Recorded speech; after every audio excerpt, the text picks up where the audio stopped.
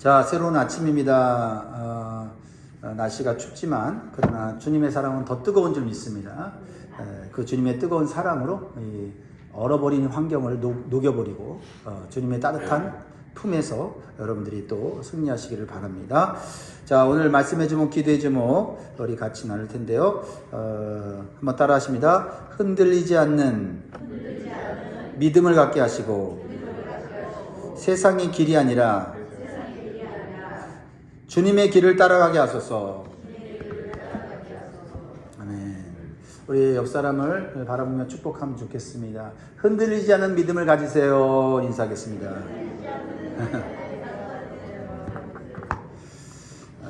사랑하는 성도 여러분, 우리는 흔들리지 않는 믿음을 갖고 싶어 해요. 오랜 신앙생활을 하던 분들에게 소원이 있다면 그것은 흔들리지 않는 믿음이에요. 믿음만 있으면 우리는 뭐든지 할 수 있습니다. 주님 말씀하셨죠? 할 수 있거든요. 무슨 말이냐? 믿는 자에게는 능치 못함이 없다고 말씀하셨습니다. 그럼 우리가 모든 걸 다 잃어도 이 믿음 하나만 가지면 다시 일어설 수 있고 다시 달려갈 수 있고 다시 우리는 승리할 수 있는 줄 믿습니다. 그러나 우리의 믿음은 흔들릴 때가 있다라는 것입니다. 왜 그럴까요? 현실이 내가 원하는 대로 되지 않기 때문입니다. 그리고 현실이 내가 감당할 수 있는 것보다 더 크게 우리에게 다가오기 때문에 우리가 믿음이 흔들릴 때가 있다라는 것입니다. 열심히 신앙생활 하는데도 문제가 생기고 세상은 갈수록 점점 더 어려워집니다. 그때 우리의 마음 가운데 이런 생각이 들지요. 하나님 정말 살아 계십니까?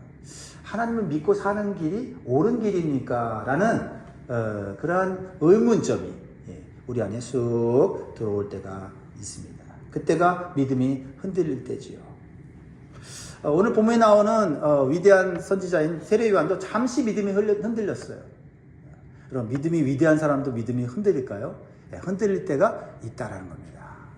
모든 면에 있어서 흔들리진 않지만 어떤 부분에 있어서는 완벽한 지식을 가진 게 아니기 때문에 하나님을 완벽하게 이해하는 것이 아니기 때문에 어떤 부분에 있어서는 믿음이 좋은 사람도 흔들릴 때가 있다는 거예요.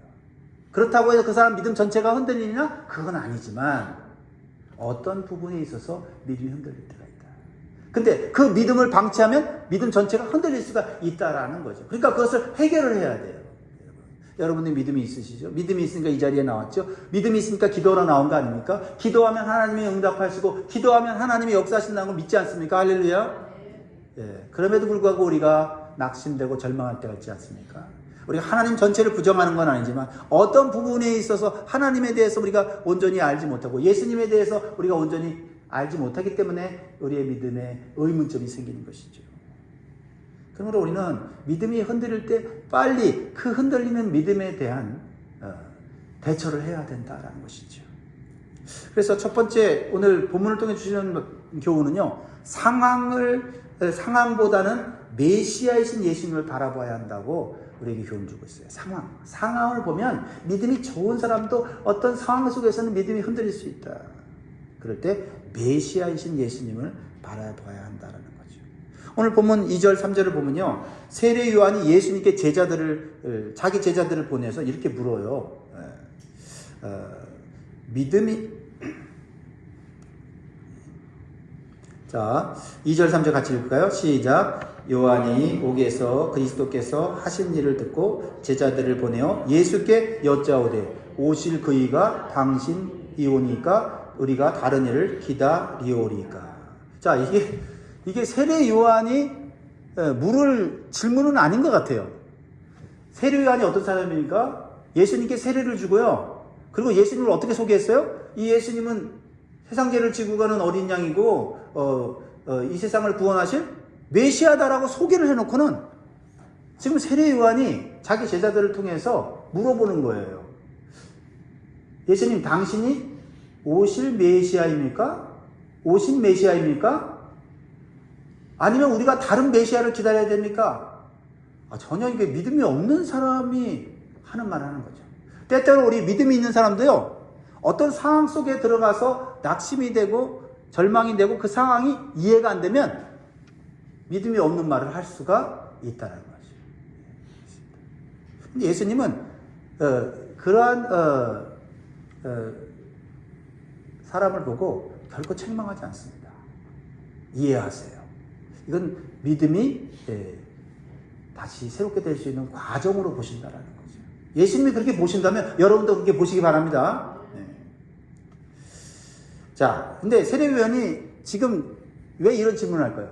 성령 충만하고 막 열심히 하나님의 주의 일을 하고 이럴 때는 이런 질문 안 해요. 근데 지금 어디 있어요? 감옥에 있어요. 감옥에 있습니다. 광야에서 담대하게 회개의 세례를 외치던 사람이 철창 안에 갇혀 있어요.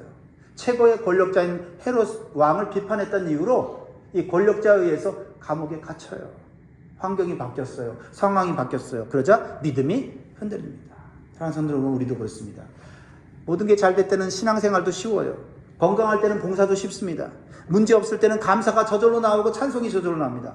그러나 질병이 생기고 경제가 흔들리고 가정에 문제가 생기고 관계가 어려워지면요, 믿음이 흔들리기 시작해요. 우리도 모르는 사이에 뭐예요? 자꾸 뭐를 보고 있었던 거예요? 상황을 보고 있었던 거죠. 그래서 상황을 보고 누구를 판단해요? 하나님을 판단합니다. 사실은 하나님을 보고 상황을 판단해야 되는데 우리의 믿음이 흔들릴 때를 보면 상황을 보고 절망적인 상황, 불가능한 상황, 안 되는 상황을 보고 하나님을 판단하는 거예요. 그래서 뭐냐면 하나님 뭐 하고 계십니까? 이렇게 물으면 하나님 뭐 하고 계십니까? 하나님 뜻이 맞습니까? 이게 내가 판단할 입장도 아닌데 상황이 어렵고 힘들고 그러면 내가 고통스럽고 괴로우면 하나님을 내가 판단하는 자리에 있다 이 말이에요. 이게 어떻게 보면 세례 요한이 믿음이 없는 사람은 아니지만 현재 있는 그 상황, 돌아가는 이 상황을 보면서 예수님 메시아 맞습니까? 이렇게 지금 의문을 표시하는 거죠. 사랑하는 성도 여러분, 우리는 상황을 보고 하나님을 판단하는 것이 아니라 하나님을 먼저 바라봐야 될 점이 있습니다. 그래서 하나님에 대한 믿음을 충만하게 가질 때 현재의 모순되고 부조리한 상황을 바라보면 하나님이 이 속에서도 역사할 수 있구나. 하나님의 일은 이루어지는구나. 하나님의 계획은 성취되는구나 라고 하는 믿음이 생긴다는 거죠. 그러니까 상황은 모순됐는데 믿음은 생기는 거예요. 누구를 바라볼 때? 하나님을 바라볼 때. 그래서 예수님은 흔들리는 세례 요한에게 말씀하세요. 상황을 보지 말고 나를 보라고 말씀하세요. 그래서 6절이 이렇게 말씀합니다. 6절 다 같이 시작. 누구든지 나로 말미암아 실족하지 아니하는 자는 복이 있도다 하시고, 진짜 복은요, 진짜 복은 환경의 복, 그렇죠? 내가 잘 되는 복도 복이지만 진짜 복은 예수님을 보면서 실족하지 않는다. 즉 예수님을 보고 믿음을 가진 사람. 예수님이 계시면 모든 게 가능해.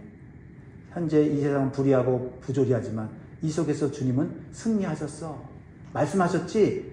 담대하라. 내가 세상을 이겨노라. 그 세상은 어떤 세상이에요? 내가 감당할 수 없는 세상. 부조리하고 모순되고 정말 하나님이 계시면 이런 일이 있을까 하는 이런 세상 가운데 주님을 바라보면 주님이 우리 안에 믿음을 주시는 거예요. 할렐루야. 그래서 참된 믿음은 환경 중심이 아니라 예수 중심이 되어야 한다라는 것입니다. 사랑하는 성도 여러분, 신앙생활이 흔들릴수록 더 예수님을 바라보는데 힘쓰시기를 주의 이름으로 축원드립니다. 두 번째는요, 흔들리지 않는 믿음을 빨리 회복하려면 현실보다 예언된 말씀을 바라봐야 된다. 예언된 말씀. 하나님의 말씀은 성취된 것도 있지만 아직 성취되어야 될 예언들이 있어요. 약속들이 있습니다. 그러므로 우리가 현실을 바라볼 때는 아득하지만 예언된 하나님 말씀을 바라보면 소망이 있어요. 이루어질 거니까요. 세례 요한이 잠시 착각한 것은 뭐냐면 성경이 말하는 메시아가 아니라 자신이 원하는 메시아를 생각했기 때문이에요. 사실 세례 요한만이 아니었습니다. 당시 유대인들은 로마 제국의 압제 아래서 당연하게 어떻게 보면 그렇게 생각할 수 있어요. 이 로마 제국에서 구원할 정치적 메시아, 그리고 자신들을 강력한 나라로 세워서 이끌어갈 군사적 지도자로서의 메시아를 갈망했습니다. 현실이 그런 현실이 그러한 메시아를 갈망하겠다는 겁니다. 근데 여기서 우리가 조심해야 돼요. 우리 현실에 어려움과 고통이 있어서 하나님 이걸 도와주십시오라고 할 때 내가 원하는 하나님, 내가 원하는 메시아를 만들면 안 된다는 거죠. 그럴 때 우리는 헛된 하나님, 헛된 메시아를 믿을 수 있다라는 거죠. 세례 요한이 봤을 때 자기가 메시아로 소개했는데 예수님이 이 로마 제국에 대해서 아무것도 하지 않고 세상을 심판하지도 않고 강력한 군사적 힘과 능력을 보여주지 않는 거예요. 예수님이 하는 게 뭐냐면 병자 고치지요. 또 죄인들, 창녀들과 같이 앉아서 밥을 먹고 그들을 위로하고 앉아있죠. 아니 도대체 예수님 뭐하고 있는 거야? 지금 세상이 지금 이제 혼란스러운데 이 세상의 악한 권세자들이 지금 세상을 이렇게 뒤집어 엎고 있는데 뭐하고 계시는 거지? 세례 요한이 자신이 생각하는 그 메시아가 성경의 메시아가 아닌 그 세상, 특히 그 이스라엘 민족들이 원하는 메시아를 갈망했다는 거예요. 그러니까 예수님을 바라보면서 의문이 생기는 거죠.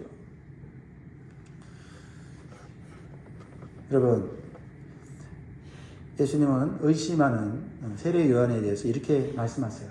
내가 메시아다! 이렇게 말씀하지 않고 대신 이렇게 말씀하세요. 4절, 5절 말씀을 통해서 깨닫게 해주세요. 뭐요? 성경이 말하는 메시아가 이런 메시아다. 4절, 5절 시작. 예수께서 대답하여 이르시되 너희가 가서 듣고 보는 것을 요한에게 알리되 맹인이 보며 못 걷는 사람이 걸으며 나병 환자가 깨끗함을 받으며 못 듣는 자가 들으며 죽은 자가 살아나며 가난한 자에게 복음이 전파한다 하라. 할렐루야. 이것은 이사야 선지자가 예수님 오시기 700년 전에 예언한 하나님의 말씀이에요. 성경이 말한 메시아는 세상을 심판하기 전에, 불로 심판하기 전에 복음을 전하여서 죄를 용서하시는 분이라는 거예요. 기회를 주시고 은혜를 주시는 분이다 이 말이에요. 이렇게 예수님은 말씀의 성취를 통해서 자신이 메시아심을 증명하는 것이죠. 우리가 신앙이 흔들리는 이유는 무엇입니까? 내가 원하는 예수님을 믿고 있기 때문이에요. 성경이 말하는 메시아를 믿지 않고 현실의 내 문제를 해결해주는 그 예수님을 우리가 강렬하게 원하는데 그 강렬한 믿음이 기도를 하게 되고 근데 그 기도가 때로는 응답이 안 돼서 낙심될 때는 우리는 생각해 봐야 돼요. 내가 만든 예수님을 믿고 있는 건 아닌가. 사랑하는 성도 여러분, 우리의 신앙의 기준이 무엇입니까? 느낌입니까? 분위기입니까? 무엇입니까? 진리인 변치 않는 하나님 말씀이 되어야 될 줄 믿습니다. 상황이 바뀌어도 말씀은 바뀌지 않습니다. 현실은 흔들려도 말씀은 흔들리지 않는 줄 믿습니다. 사람의 말은 바뀌어도 하나님의 약속은 바뀌지 않습니다. 그래서 현실이 힘들어서 믿음이 흔들릴 때는 다시 말씀 앞으로 돌아가야 돼요. 내가 그동안 내가 너무 많은 생각을 했구나. 내 본능과 내 욕망을 섞어서 내가 원하는 예수님을 만들었구나 하고 성경이 말하는 예수님은 뭐지? 내가 원하는 예수님이 아무리 멋지고 아름다워도 그 예수님은 우리에게 역사하지 않아요. 성경이 말하는 예수님, 그 예수님이 내 마음에 들지 않아도 왜 예수님이 이렇게 말씀하셨지 이해가 되지 않아도 말씀대로 이루어지는 거예요. 그거를 우리가 붙잡아야만 우리가 영원하신 하나님의 그 은총과 구원의 역사를 날마다 체험하면서 끝까지 갈 수 있는 거예요. 어떤 말씀입니까? 현실이 어렵고 힘들지만 하나님 뭐라고 말씀하세요? 나는 너를 버리지 않는다는 거예요. 나는 너를 떠나지 않는다는 겁니다. 나는 너를 끝까지 인도한다는 겁니다. 물속에 불속에 들어가지 않는 걸 우리 원치 않지 않습니까? 물속에 불속에 들어가지 않는 하나님 믿습니다. 근데 왜 하나님 물에 들어가게 하셔서 불에 들어가게 하십니까? 이게 아니라 물속에 불속에 들어가지만 하나님 그 속에서도 우리를 붙잡아 주시고 인도해 주십시오. 그러면 우리는 승리하는 거 아닙니까? 현실을 보고 하나님을 바라보면 우리가 하나님을 예수님을 자꾸 만들어갈 수밖에 없어요. 하나님 말씀을 보고 하나님 이런 분이구나, 예수님 이런 분이구나 라고 알면 우리는 현실을 이겨내고 견뎌내고 승리하는 줄 믿습니다. 그러므로 우리는 세상의 길이 아니라 예수님의 길을 걸어가야 할 줄 믿습니다. 예수님은요, 세례 요한의 제자들이 돌아간 후에 요한에 대해서 칭찬을 하세요. 예수님은 세례 요한이 잠시 흔들렸지만 그의 믿음과 삶 전체를 부정하지 않습니다. 그가 지금까지 가진 믿음 그리고 그가 행한 사명을 예수님은 칭찬하세요. 예수님 우리가 잘하고 우리가 올바른 길 가고 우리가 힘쓰고 애쓰고 한 모든 것들 주님 인정하십니다. 칭찬하십니다. 지금까지 잘해왔다. 잠시 흔들렸지만 그 흔들린 것 가지고 우리 전체의 믿음과 사역을 부정하지 않으세요. 지금까지 잘했다. 수고했다. 라고 말씀하시는 거죠. 여러분 오늘 주님의 음성을 들으시기 바랍니다. 여러분 지금까지 잘하셨습니다. 지금까지 수고했습니다. 주님께서 지금까지 주님이 여러분 하신 일들을 귀하게 여기십니다.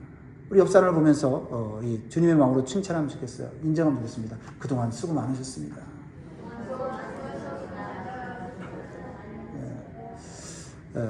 그렇죠? 근데 중요한 건 뭐예요? 우리가 믿음이 있지만 상황 보고 현실 보고 지치고 피곤해지면서 흔들릴 수 있다는 거죠. 그랬을 때 흔들리는 거 가지고 우리가 그거 가지고 모든 걸 판단하면 안 돼요. 여러분 배고플 때 시장 가면요 쓸데없는 거 많이 사갖고 와요. 그렇죠? 네. 믿음이 있을 때는요 사람을 보는 눈이 다르고 믿음이 있을 때는요 주님의 일이 내게 그게 귀하게 여겨지는 거예요. 세례 요한의 신앙은 어떤 신앙이었어요? 결코 세상과 타협하지 않는 신앙. 그렇죠? 광야에서 정말 메뚜기와 석청을 먹으면서 회개의 세례를 베풀고 회개하라 천국에 가까웠느니라 복음을 전했던 사람 아닙니까? 세상 권력에 굴복하지 않았고 편한 길을 가지 않았습니다. 그리고 메시아의 길을 예비하는 삶을 살았습니다. 그래서 예수님이 메시아로서 사명을 시작한 거 아닙니까? 사랑하는 여러분, 요즘 시대는 편한 길이 많습니다. 신앙을 타협해도 살 수 있고요. 적당히 신앙생활해도 큰 문제가 되지 않습니다. 그러나 그 길은 오래가지 않습니다. 편한 길은 흔들리고 십자가의 길은 견고합니다. 믿음이 흔들리는 가장 큰 이유는 세상의 길과 주님의 길을 동시에 가려고 하기 때문이에요. 두 길을 같이 가면 반드시 넘어지게 되어 있습니다. 한 길만은 선택해야 됩니다. 주님이 가신 길 그 하나만을 가야 끝까지 흔들리지 않고 영원한 길을 가게 되는 줄 믿습니다. 기도하겠습니다.